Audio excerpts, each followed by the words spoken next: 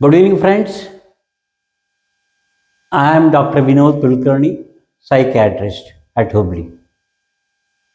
Today, let me tell you a few points about what epileptic disorder is. Epilepsy is a major disorder. It is also called as fits in lay terms. There are various types of epilepsy. We call it as a major epilepsy, minor epilepsy, etc. The important epilepsy is earlier it used to be called as grand mal epilepsy. What do you mean by that? The major type of epilepsy. In contrast to that, we have minor epilepsy like petit mal epilepsy, sensory epilepsy, reflex epilepsy, etc.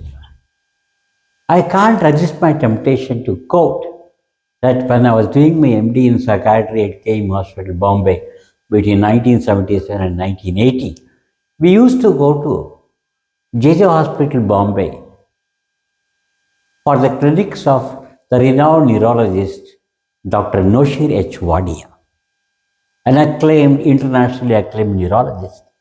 He was a registrar to no less a person than Lord Brain in England. On every Wednesday between 2 and 4 p.m. on the fourth floor of JJ Hospital, Bombay, Dr. Noshir Wadia used to conduct his neurology clinics. And lo, students used to come from where? From Nagpur, from Pune, from Bombay. All students, MD psychiatry students, DM neurology students. Dr. Noshir Wadia used to demonstrate us how the epileptic fits occur. For example, in a major epilepsy, patients throw like this. They have first an epileptic cry, they scream. Then unconsciousness, then tonic spasms, followed by clonic convulsions. Remember, there are three phases. Ictus means epilepsy. Pre-ictal phase, post-ictal phase. What happens in pre-ictal phase? They get aura. If you ask old epileptic patients, they can say, Dr. Saab, I can understand when there is an impending epileptic attack. These are called as aura. Then in the ictal phase, they throw tonic spasms, clonic convulsions, they have tongue bite. There can be frothing in the mouth. Though of course, frothing in the mouth is never ever pathognomonic of an epileptic attack. Hysterical people, they also can bring froth in the mouth. Sometimes they can bring blood also in the mouth. Sphincter incontinence, either urinary or fecal incontinence, is again pathognomonic of an epileptic attack. Nocturnal attacks, don't get mistaken by nocturnal attacks. The correct word would be attacks occurring during sleep. A hysterical patient can also bring a hysterical fit during nocturnal times.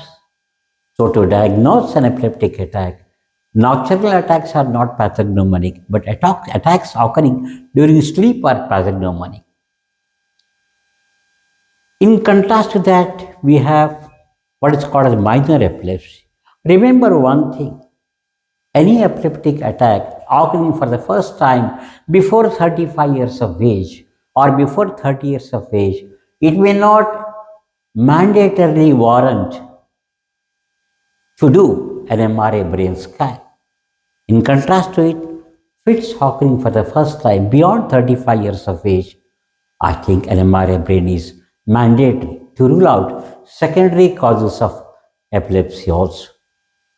What do you mean by minor epilepsy? Some people have movements like this, lip smacking movements. They have total amnesia for the entire episode.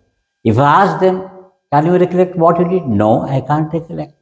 In major epileptic attack also, there is gross amnesia for the epileptic attack.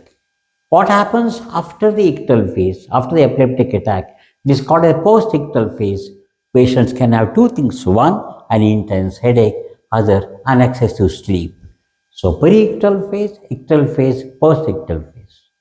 In minor epilepsy, we have what is called as reflex epilepsy. What do you mean by that? Musicogenic epilepsy. A music can trigger off an epileptic attack. I had one patient wherein whenever he used to listen to that good old Raj Kapoor song, Mere Man Ki Ganga, Tere Man Ki Jamuna. When he used to hear this song, he used to throw an epileptic attack. It's called as musicogenic epilepsy. Touching the ring of a bell of a church, clapping, they all can trigger off epileptic attacks. We have what's called a hot water epilepsy, wherein we mean that the moment patient puts hot water on the scalp, he can throw an epileptic attack. It is called as hot water epilepsy.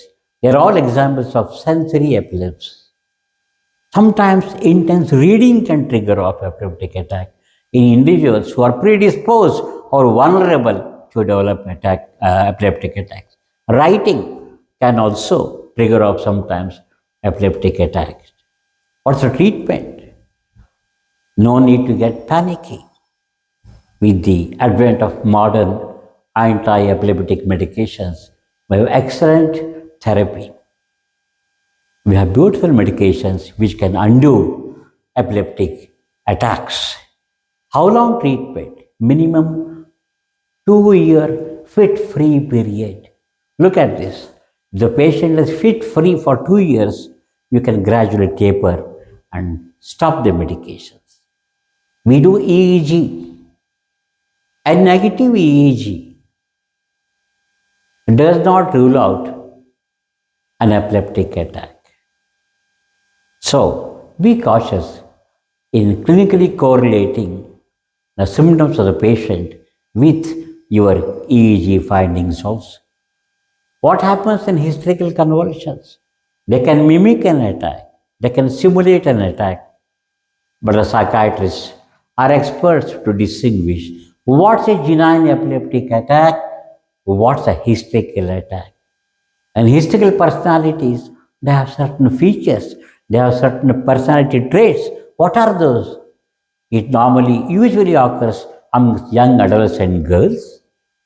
She is demanding, dramatizing, emotional, narcissistic, and seductive in nature. These are the qualities of a hysterical personality. The psychiatrists are well versed to distinguish between a hysterical attack and an epileptic attack. Treatment exists for epilepsy. No need to get alarmed at all.